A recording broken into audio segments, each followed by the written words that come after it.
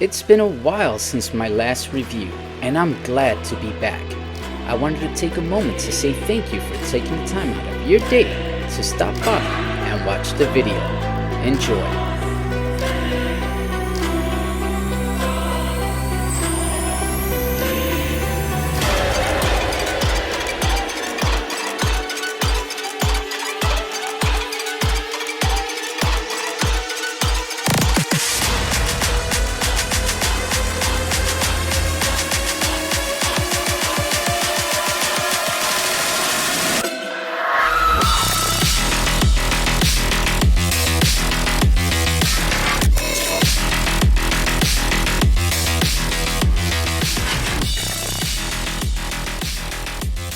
Solo board gaming night here, and today I'm going to be reviewing Unstoppable, the board game, as well as its expansion, Tyrant's End.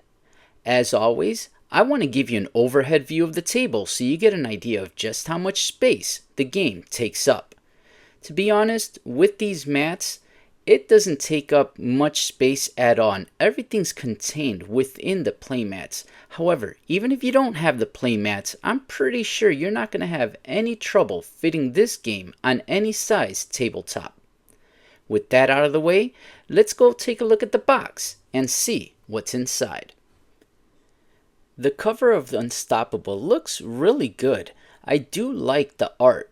I do want to mention that the sides of the box, no matter which way you look at it, it's meant to lay horizontally flat, so no vertical standing without the words looking weird. The back of the box does pop. I like the words that they use. I don't know, it's like awesome card mechanic. I think it's pretty funny, but it shows everything that you can expect in the box. Once you lift the lid, you're going to find all the reference sheets, the player boards, and the boss boards used to play the game. Next to that, we're going to have the rulebook, and there's a lore book included if you want to read a little bit more about the world at least. In the well over here, you have your tokens. This is for the currency and the damage tokens that you'll be using. And they have some nice wooden tokens that you're going to be using to keep track of your actions, the boss, and different counters that are in the game. And when it comes to the actual insert, I want to say phenomenal job. It includes dividers to help you separate everything, and everything fits inside of the box. I love it. It's also worth noting that the expansion Tyrant's End also fits inside this box with plenty of room to spare. I'm pretty sure we're going to be able to fit a couple of more future expansions once they release. The rulebook is not big, it's not floppy, it feels good in the hands, it opens and stays open, and it is very wordy. There's not many examples, I'll talk more about that later, and it's a quick 18 pages before you start playing. With that out of the way, let's go over just the basics to see how the game plays. During your turn, you're going to gain 3 action points. From there, you're going to draw 3 cards from wherever the smallest training disc is located. After you get those 3 cards, return the little disc back to the bigger one. From there, you're going to choose one of the cards and put the 2 other cards you didn't choose back underneath the deck from which you chose them from. Draw a card from the threat deck, and then you simply slide your newly acquired card inside. Now you're going to have a completely new card that you add to your hand of cards to be able to play. You play by spending an action depending how many actions the upper right hand corner of the card tells you it costs, and then do whatever action the card tells you to do so. Playing tactics and ally cards are the name of the game, and the amount of action points you have to do so is your only restriction on which cards you could play. And let's not forget about actually purchasing upgrade cards that you get to choose from whichever pool of upgrade cards are available to purchase, so that you could add to your actual card to upgrade your card, making each card that you possess and own even stronger. Just know that when your card gets stronger, so does your enemy. Once you run out of action points and you're done playing all the cards available, your turn is over. and all the threats that are still on the battlefield will attack you. After the threat phase, you're going to discard all your played tactics, lose all unspent action points, reset any armor you may have to 0, and refill the battlefield with active threats. Finally, advance the boss tracker up on the boss track by 1. Rinse and repeat, and that's how you play Unstoppable. You win if you defeat the boss. You lose if your HP drops to 0. You also lose if the boss tracker reaches the end of the boss track. With that out of the way, let's move on to the review. The art in Unstoppable is really well done. The cards are unique and well illustrated. Apart from the starting cards, every card in the game has its own unique artwork, and I love it when board games do that. It shows that time and effort was put into making each card shine. The theme, however, felt almost non-existent to me. I mean, I get what the game is going for, but I never felt the theme and gameplay meld with one another. It's hard to explain, but what I see on the table doesn't seamlessly blend in with what I'm doing in the game. Unlike games like Marvel Champions, for example, where I actually feel like I'm Spider-Man attempting to stop Green Goblin's scheme or something, Unstoppable feels like things are happening on the table, but I have a hard time envisioning its world. I think that's why a lore book was included in the box to help you build its world, but without it, it's difficult to envision what's going on. I absolutely love it when game companies actually make a useful insert to store their games in. Too many times we're left to figure out a storage solution on our own. I've said this time and time again. Thankfully, Unstoppable includes a very well-made box insert that not only serves its purpose, but also provides plenty of room for future expansions.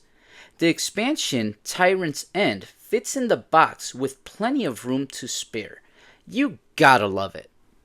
Speaking of the expansion, Tyrant's End feels like content that should have been included in the core box, but was removed just to sell you an expansion. It makes Unstoppable feel incomplete without it. Tyrant's End includes 2 characters and more core cards to add to the lineup, as well as some upgrade cards. No bosses were added to the expansion, but a keyword called Upgraded was included. This keyword and its cards really do elevate the core box, and its inclusion make it feel complete. It baffles me that this content was not included in the core box. These business practices have to stop. If a boss or 2 would have been included, I would have been okay with it. It would have been a better deal. But as it is, it just feels as if this content was removed from the core game just to sell us an expansion. Unstoppable is not for the faint of heart. If you're expecting a lightweight game that is not complex, this game is not for you. However, if you're looking for a solo game with a good challenge and a decent amount of complexity, Unstoppable has you covered. Now, Unstoppable is not overwhelming, but it gives you a lot to think about and many options and paths to take. The back of the box describes Unstoppable as a roguelike momentum deck building game. I'd describe it as an engine building game. The reason I say this is because your deck doesn't work like an ordinary deck usually works. Here, every card you add to your deck will eventually come back to haunt you.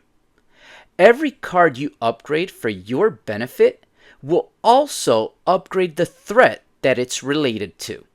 That means the stronger you become, the greater the threat you face will become. The amount of thought you have to put in the cards you choose and which cards to upgrade, as well as which upgrades to purchase and for which card, is immensely satisfying. To be honest, I've never played a game like this before. Not only is it unique, but it's incredibly fulfilling and enjoyable. Creating an engine with your cards to create synergies and momentum that can reach epic levels of insane attacks, defense, and actions is an absolute sight to behold, and something that no game of this ilk, that I've played at least, has done before. The game I've played that has come closest to this engine building momentum based mechanic has to be Terraforming Mars Eris Expedition.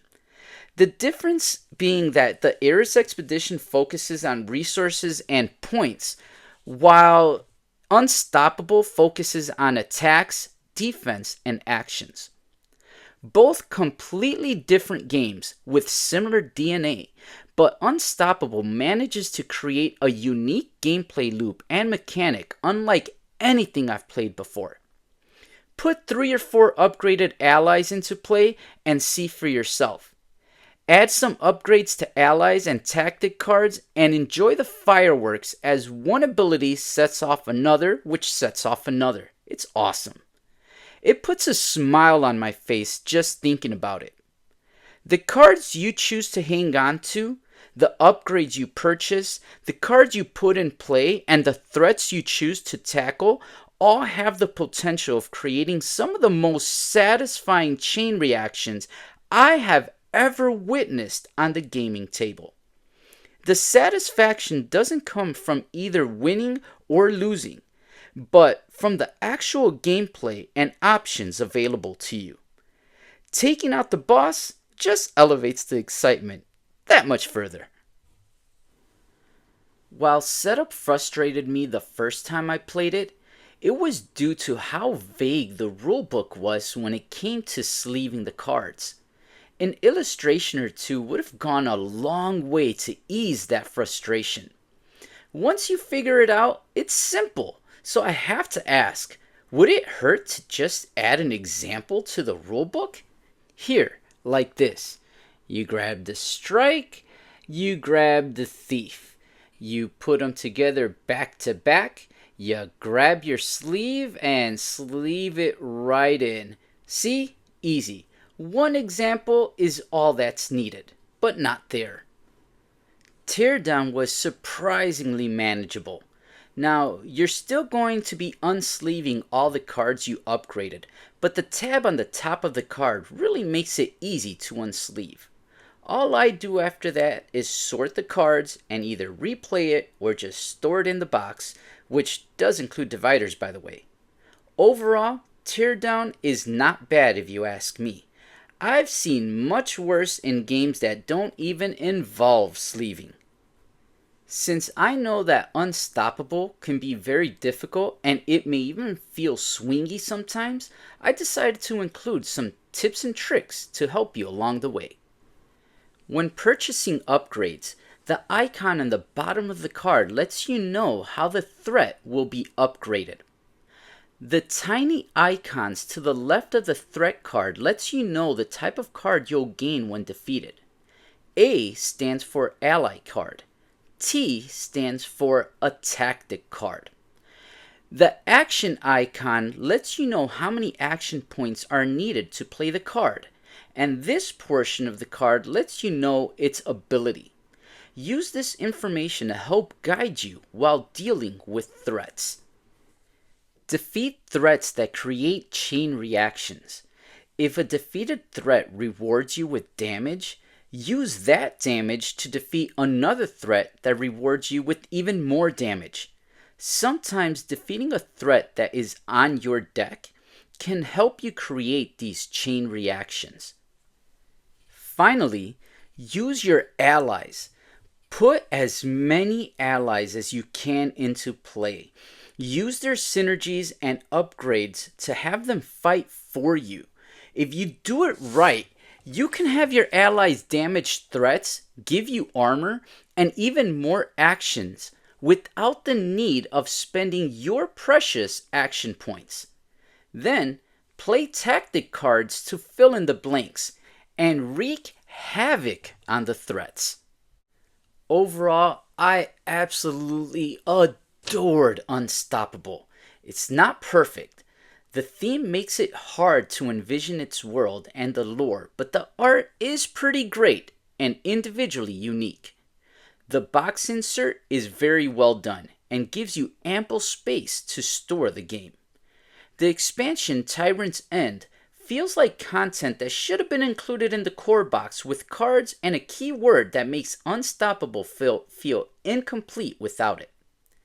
The gameplay shines with a unique card upgrading mechanic that has you creating crazy synergies that is unique, addicting, and incredibly satisfying. The rulebook could have added an illustration or two to help with the setup, but Teardown is surprisingly not bad at all.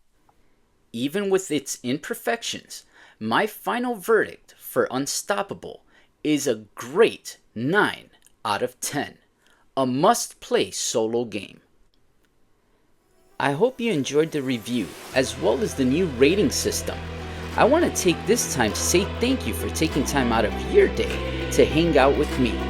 This was Solo Board Gaming Night. Thanks for watching, and I hope that you and everyone else has a great game night. Take care, Solo Knights.